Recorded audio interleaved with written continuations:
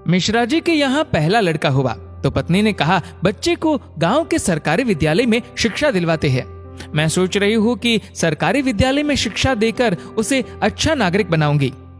मिश्रा जी ने पत्नी से कहा, अच्छा नागरिक बनाकर इसे भूखा मारना है क्या? मैं इसे बड़ा अफसर बनाऊंगा ताकि जिंदगी में कामयाब बने। मिश्रा जी सरकारी बैंक में मैनेजर के पद पर थे। पत्नी धार्मिक थी और इच्छा थी कि बेटा संस्कारी बने, लेकिन मिश्रा जी नहीं माने। दूसरा लड़का हुआ। पत्नी ने जिद की। मिश्रा जी इस बार भी ना माने। तीसरा लड़का हुआ। पत्नी ने फिर जिद की, लेकिन मिश्रा जी एक ही रट लगाते रहे, कहां से खाएगा, कैसे गुजारा करेगा, और इस बार भी नहीं माने। चौथा लड़का हुआ।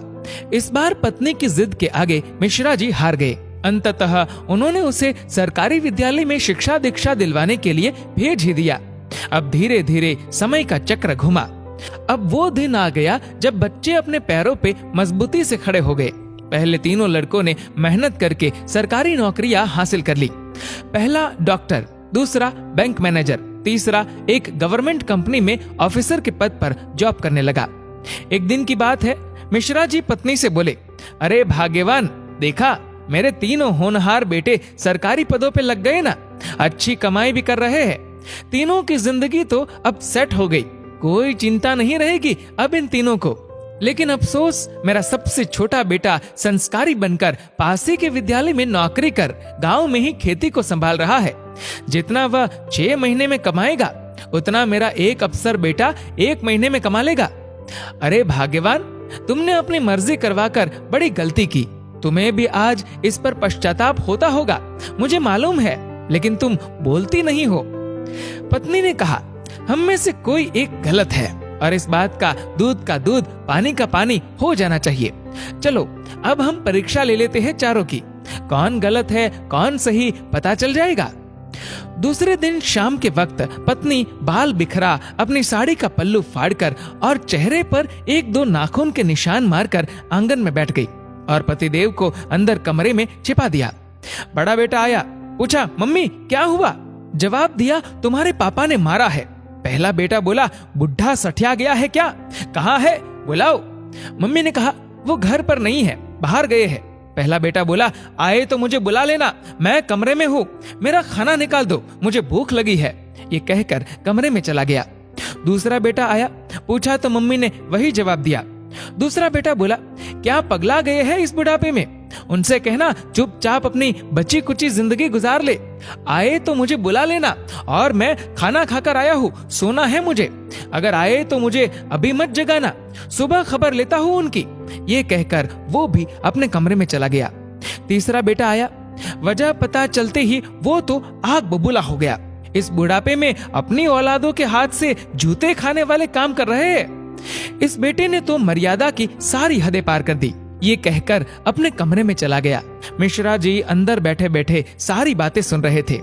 ऐसा लग रहा था कि जैसे उनके पैरों के नीचे से जमीन खिसक गई हो और उनके आंसू नहीं रुक रहे थे। किस तरह इन बच्चों के लिए दिन रात मेहनत करके इन्हें पाला पोसा, बड़ा आदमी बनाया, जिनकी तमाम गलतियों को मैंने नजरअंदाज करके आगे बढ़ाया, और ये ऐसा बर्ताव अब तो बर्दाश्त ही नहीं हो रहा। इतने में चौथा बेटा घर में ओम ओम ओम करते हुए अंदर आया। माँ को इस हाल में देखा तो भागते हुए आया।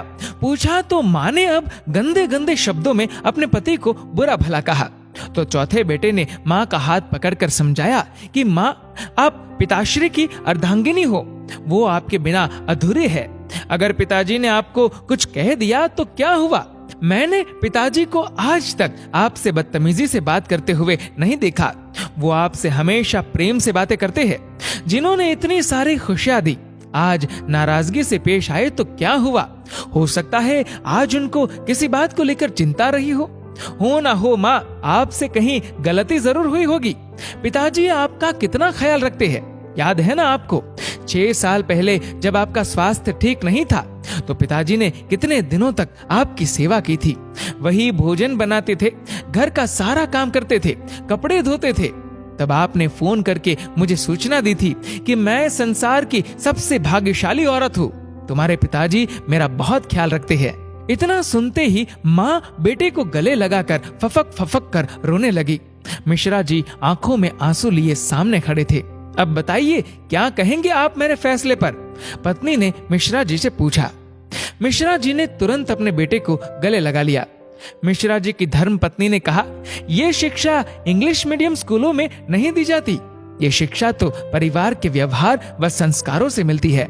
अब मिश्रा जी को एहसास हुआ, जिन बच्चों पर लाखों खर्च करके डिग्रियां दिलाई वे सब तो नकली निकले। जीवन का अंतिम समय कैसे व्यतीत होगा, इसका फैसला आपका धन नहीं बल्कि आपके द्वारा किए गए व्यवहार और दिए हुए संस्कार तय करेंगे। दोस्तों, इस वीडियो को लेकर आपकी क्या राय है नीचे कमेंट करके जरूर बताएगा। और अगर आपको वीडियो अच्छा लगा हो तो इस वीडियो को लाइक करेगा, शेयर करेगा ज्यादा से ज्यादा लोगों तक। और ऐसे ही और भी इंस्पिरेशनल वीडियोस के लिए सब्सक्राइब करें हमारे यूट्यूब चैनल को और फेसबुक पर फॉलो करें हमारे पेज को। धन्यवाद।